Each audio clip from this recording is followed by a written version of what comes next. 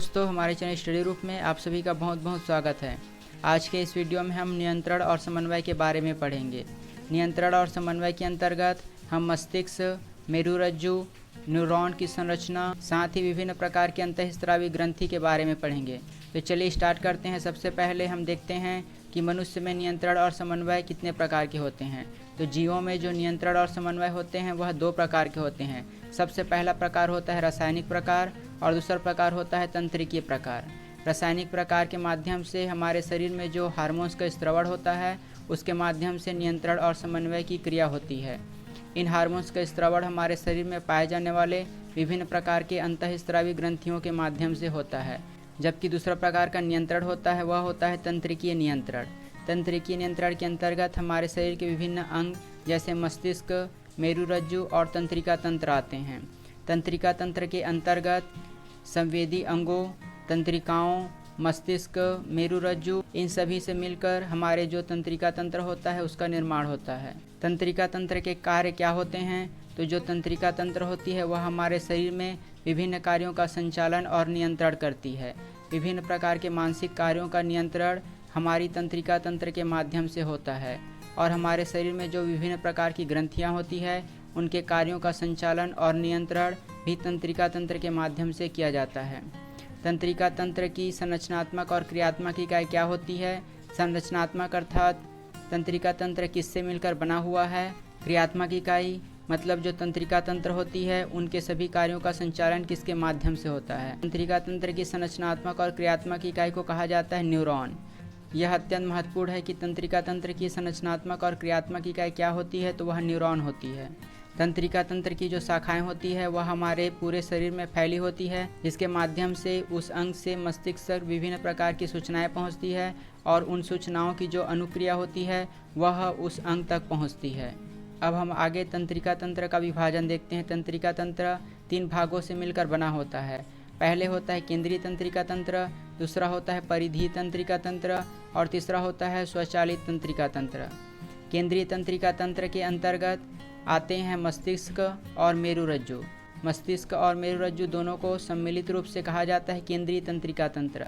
यह हमारे शरीर का सबसे महत्वपूर्ण भाग होता है। इसी के माध्यम से हमारे शरीर की सभी क्रियाएं संचालित होती है और इसी तंत्रिका तंत्र के द्वारा हमारे जो संपूर्ण शरीर होता है उसका नियंत्रण होता है। केंद्रीय तंत्रिका तंत्र के अंतर्गत हम सबसे पहले मस्तिष्क के बारे में पढ़ते हैं, उसके पश्चात हम मेरुरज्जु के बारे में पढ़ेंगे।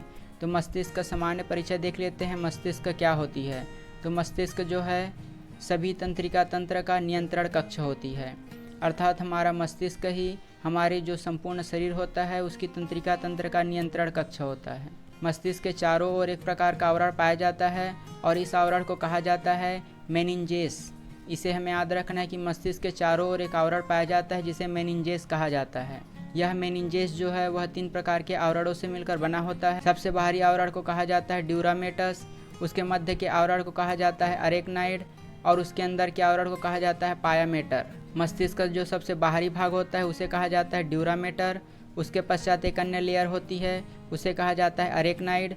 उसके पश्चात एक अन्य लेयर होती है उसे कहा जाता है पायामेटर। यह तीनों लेयर मस्तिष्क को बाहरी आघातों से रक्षा करती है। मेनिंजेस और मस्तिष्क के मध्य में एक प्रकार का द्रव भरा होता है। इस द्रव को कहा जाता है सेरिब्रो स्पाइनल। यहाँ पर आप देख सकते हैं, यहाँ पर एक द्रव भरा हुआ है। यहाँ पर जो बाहरी लेयर है वह लेयर होता है मेनिंजेस का लेयर। उसके पश्चात हमारा मस्तिष्क होता है और इन दोनों के मध्य में एक प्रकार का द्रव भरा होता है और इस द्रव को कहा जाता है सेरिब्रो स्पाइनल द्रव। और यही जो द्रव होती है वह मस्तिष्क को बाहरी आघातों से रक्षा करती है, अर्थात यह एक प्रकार की सुरक्षा कवच के रूप में कार्य करती है। ये जो लेयर होती है वह मेरुरज्जु में भी पाया जाता है। तो इसे हमें याद रखना है कि मेरुरज्जु के बाहर में भी यह 3 प्रकार का लेयर पाया जाता है। सबसे बाहरी लेयर को कहा जाता है ड्यूरामेटर, मध्य के लेयर को कहा जाता है अरेक्नाइड और जो अंदर का लेयर होगा उसे कहा जाएगा पायामेटर। अब हम मस्तिष्क की संरचना देख लेते हैं कि मस्तिष्क किन किन भागों से मिलकर बना होता है। तो मस्तिष्क में 3 भाग होते हैं। पहला भाग होता है अग्र मस्तिष्क, दूसरा भाग होता है मध्य मस्तिष्क और तीसरा भाग होता है पश्च मस्तिष्क। अग्र मस्तिष्क के अंतर्गत 2 भाग आते हैं। पहला भाग होता है प्रमस्तिष्क और दूसरा भाग होता है डायनसेफेलन। इन सभी के बारे में हम आगे विस्तार से देखेंगे। अभी हम केवल संरचना देख लेते हैं। उसके पश्चात होता है मध्य मस्तिष्क, जिसके अंतर्गत आता है कार्पस कैलोसम। कार्पस कैलोसम जो कि मध्य मस्तिष्क का भाग है। उसके पश्चात जो अगला भाग होता है उसे कहा जाता है पश्चिम मस्तिष्क। पश्चिम मस्तिष्क के अंतर्गत आते हैं पोस और मेडुला। मेडुला को मेडुला ऑब्लांगेटा भी कहा जाता है। उसके पश्चात होता है स्पाइनल कॉर्ड, जिसे मेरुरज्जु कहा जाता है। यह जो है मानव मस्तिष्क से पृथक होता है, परंतु यह भी हमारे शरीर में एक प्रकार का नियंत्रक होता है, जिसके माध्यम से विभिन्न प्रकार की क्रियाएं नियंत्रित होती है। तो हम इसकी स्थिति देख लेते हैं। सबसे पहले प्रमस्तिष्क जो कि अग्र मस्तिष्क का एक हिस्सा होता है, उसकी स्थिति आप देख सकते हैं। ये जो पूरा क्षेत्र है वह है अग्र मस्तिष्क। यह हमारे मस्तिष्क का सबसे बड़ा भाग होता है। कुल मस्तिष्क का लगभग 2/3 भाग अग्र मस्तिष्क का होता है। उसके पश्चात होता है मध्य मस्तिष्क, जिसके अंतर्गत आता है कार्पस कैलोसम। आप देख सकते हैं ये वाला जो क्षेत्र है वह है कार्पस कैलोसम। इन सभी के कार्य के बारे में हम आगे पढ़ेंगे। उसके पश्चात होता है अग्र मस्तिष्क। अग्र मस्तिष्क के अंतर्गत आते हैं 2 प्रकार की ग्रंथि। पहली ग्रंथि है थैलेमस ग्रंथि और दूसरी प्रकार की ग्रंथि है हाइपोथैलेमस ग्रंथि। आप इसकी स्थिति देख सकते हैं। जो हाइपोथैलेमस की ग्रंथि होती है वह यहाँ पर स्थित है। उसके पश्चात पश्चिम मस्तिष्क के अंतर्गत आती है पोस और मेडुला। यहाँ पर आप देख सकते हैं इसकी स्थिति। इसे पोस कहा जाता है जबकि इसे मेडुला कहा जाता है। उसके पश्चात पश्चिम मस्तिष्क से होते हुए एक प्रकार की गुच्छादार संरचना होती है, जिसे मेरुरज्जु कहा जाता है। मेरुरज्जु के माध्यम से हमारे शरीर के प्रतिवर्ती क्रिया का नियंत्रण होता है। मेरुरज्जु हमारे शरीर के रीढ़ की हड्डी के द्वारा सुरक्षित रहती है। ये दोनों आप देख रहे हैं वह रीढ़ की हड्डी है, इसके मध्य में मेरुरज्जु पाई जाती है। अब हम आगे इन सभी के बारे में विस्तार से देखते हैं। सबसे पहले हम अग्र मस्तिष्क के अंतर्गत प्रमस्तिष्क के बारे में पढ़ते हैं। प्रमस्तिष्क को सेरिब्रम कहा जाता है। यहाँ पर हमें कंफ्यूज नहीं होना है सेरिब्रम और सेरिबेलम। प्रमस्तिष्क को सेरिब्रम कहा जाता है जबकि अनुमस्तिष्क को सेरिबेलम कहा जाता है। प्रमस्तिष्क जो कि अग्र मस्तिष्क का भाग होता है, यह मस्तिष्क का सबसे बड़ा भाग होता है। यह लगभग 2/3 होता है।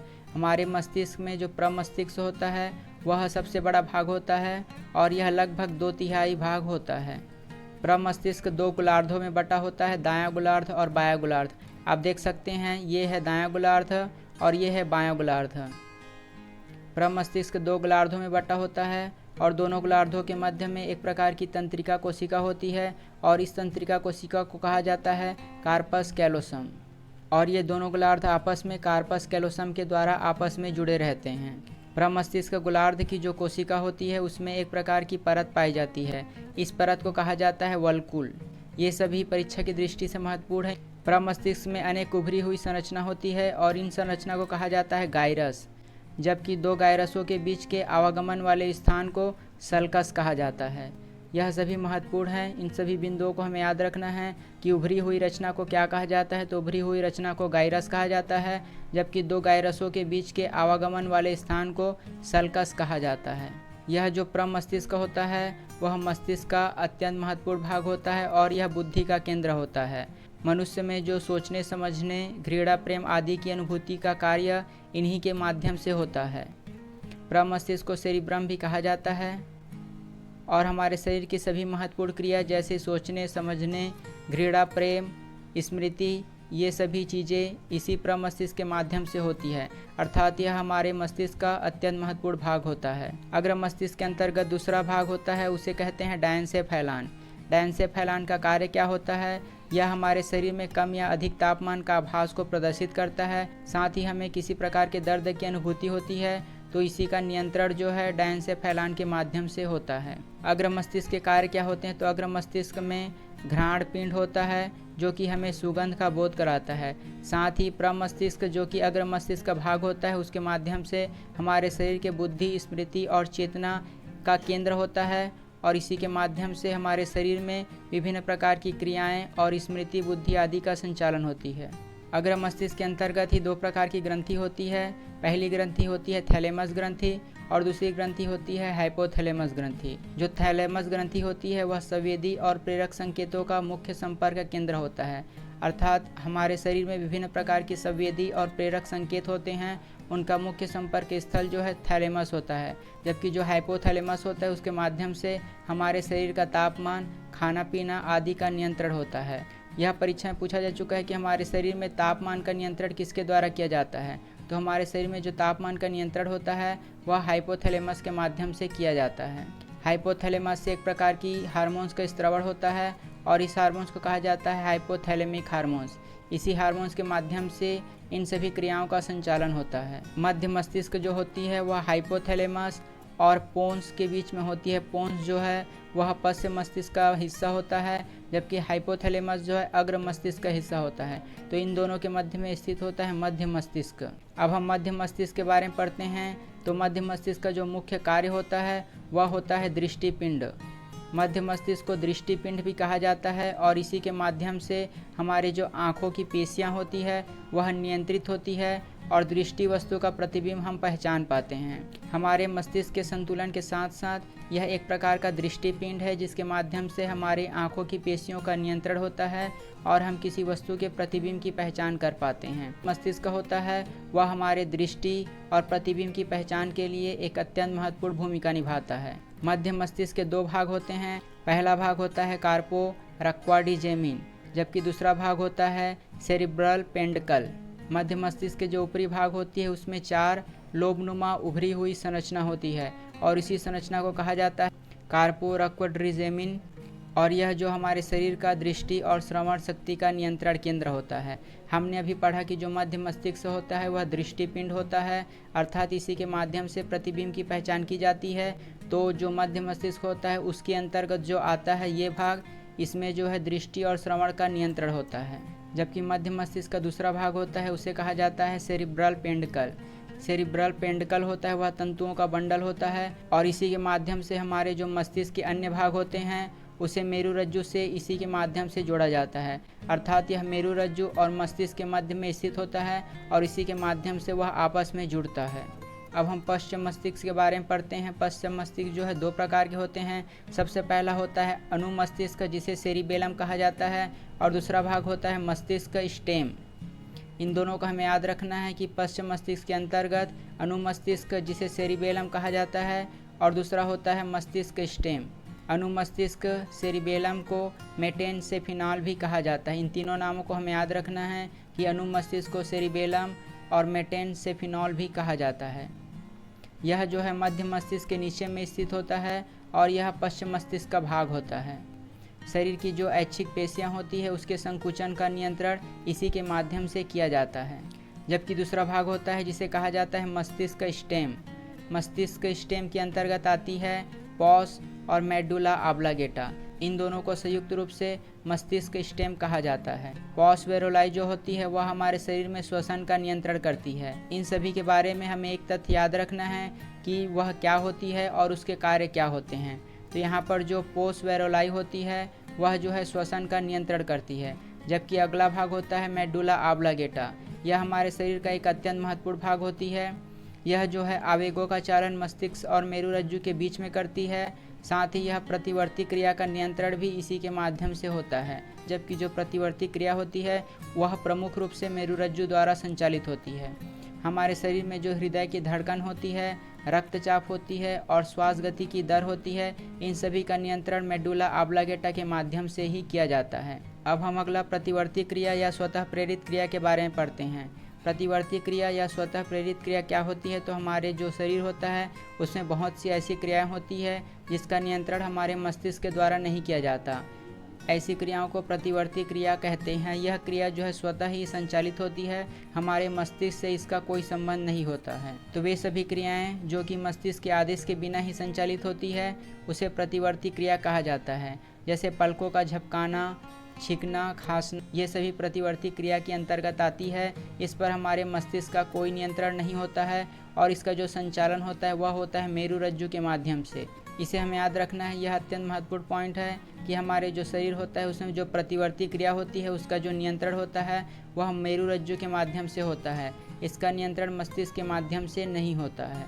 हमारे शरीर के जो विभिन्न भाग होते हैं, विभिन्न अंग होते हैं, उसके माध्यम से जो संवेदी तंत्रिका होती है वह कोशिकाओं द्वारा मेरुरज्जु तक पहुंचती है और जो अनुक्रिया होती है वह प्रेरक तंत्रिका के माध्यम से वापस उस अंग तक पहुंचती है और उस अंग के द्वारा उस प्रकार की प्रतिक्रिया की जाती है। हमारा जो कोई अंग होता है वहाँ पर ग्राही होती है।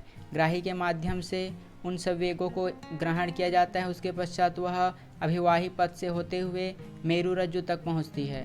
मेरुरज्जु हमारे मस्तिष्क का जो गुच्छेनुमा संरचना होती है अंतिम हिस्से में, उसे मेरुरज्जु कहा जाता है।